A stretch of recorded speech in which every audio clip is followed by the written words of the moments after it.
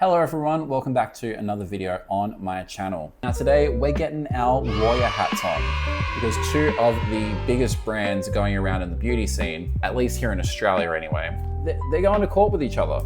And I think it's a really big and really important case. And I do think it's something that needs to be addressed, it needs to be discussed, because it has such a big bearing on the beauty and fragrance landscape going forward, particularly when it comes to dupes. Now, the two brands that are going into battle in the courtroom are Sol de Janeiro and MCO Beauty. Now, if you're familiar with these two brands, you might understand why. I mean, just look at these bottles. But let's, I suppose, first try and understand what's actually going on here. So Sol de Janeiro first filed a lawsuit in November of 2024 and expanded the suit again in November of last year, claiming that MCO have infringed on the look and feel of their product, particularly the Cheirosa line of body mists. Although from memory, there's a few other products that they might have infringed on here as well. I mean, let's get these two back up again. What do you think? But basically what this look and feel encompasses is the distinct packaging, the color and branding elements of the Sol de Janeiro bottles, and also using like marketing language and endorsing content from creators saying that it is an exact dupe of their scents. However, MCO did hit back in June of last year. Basically what MCO is alleging is that Sol de Janeiro are trying to monopolize functional, non-distinctive packaging and branding elements. Basically, MCO have just said to Sol de Janeiro, you're basic. And how could they claim copyright on such basic packaging elements? And they've also claimed that their comparisons between the scents fall within the realm of fair use, and it's not false advertising. Because I suppose it does smell the same, like you're making a dupe.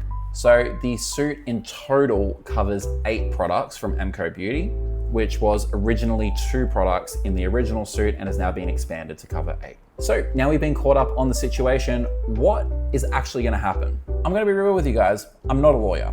I've said multiple times on here, I'm a scientist and a perfumer, not a lawyer. My just feel for it, I think it could go either way. Realistically, it's going to depend on how the judge views the usage of the product and the packaging. If they do believe that Sol de Janeiro's packaging and branding is generic, then MCO could actually stand a good chance in this case. However, if they do see the similarities and affirm that they are infringing on Sol de Janeiro's copyright, then they'll probably award the case to Sol de Janeiro. So what does this actually mean? This case is a massive event in the entire landscape of the beauty and fragrance industries. And it could either completely revolutionize dupe culture or really set it back many years. It is a really delicate situation, because obviously you can't copyright a scent. People are well within their rights to dupe Sol de Janeiro's fragrances. But what you can have is you can have your IP on everything around your scent. That's the packaging, the branding, the marketing. If MCO wins the defense, then this could completely open the floodgates for brands to absolutely just go crazy making dupes of all of these premium products and put a massive dent in the footprint of these major brands in the fragrance and beauty industries. However, if Sol de Janeiro wins, it will then in turn put a massive dent in dupe brands. And it will give more power back to the premium brands. And I think you will see a case where other premium brands start to then sue dupe brands. So what are my thoughts around all of this? In terms of the suit, I think Sol de Janeiro has a really strong case. I mean, just look at the packaging. Now, it depends on whether or not you believe that Sol de Janeiro's packaging and branding is generic or distinct. I personally believe that their packaging and their branding is distinct, and it's a part of their entire brand. Like when I walk into a Mecca store, I can always pick out where Sol de Janeiro is purely just based off the packaging. At this point, it's become iconic. I also do believe that MCO are an absolute ripoff of Sol de Janeiro, and they absolutely know that they are too. They have built an entire business off the back of the popularity of Sol de Janeiro.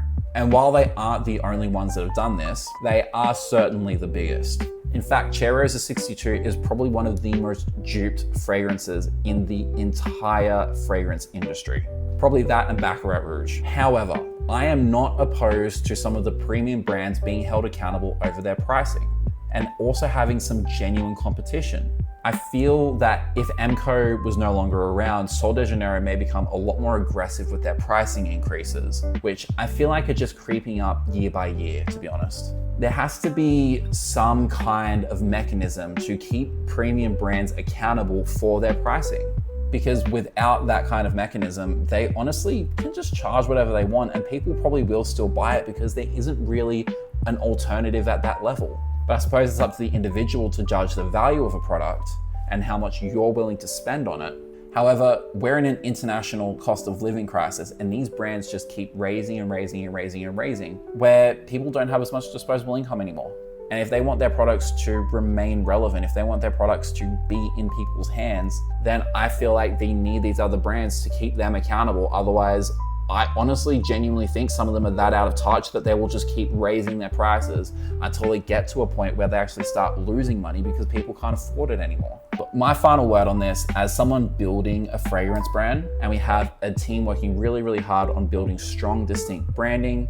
We've spent hundreds of hours formulating fragrances and researching and just doing all this other work around our brand. I understand the frustration from Sol de Janeiro and their right to protect their IP. They have spent years building a strong, distinct brand, and for others to piggyback off that, it's definitely damaging to them. Like if we had someone ripping off our brand, stealing our fragrances and our packaging and all of our branding elements, we'd be pretty upset too, and we would probably look to sue them. However, I also do see the benefits of having dupe brands, at least a healthy amount of dupe brands, because I feel like it keeps those bigger brands in check. That's one of the things I love about like Arabian perfumes. And now, even though I know not all Arabian brands are dupe brands, they do provide generally pretty high quality dupes at affordable prices.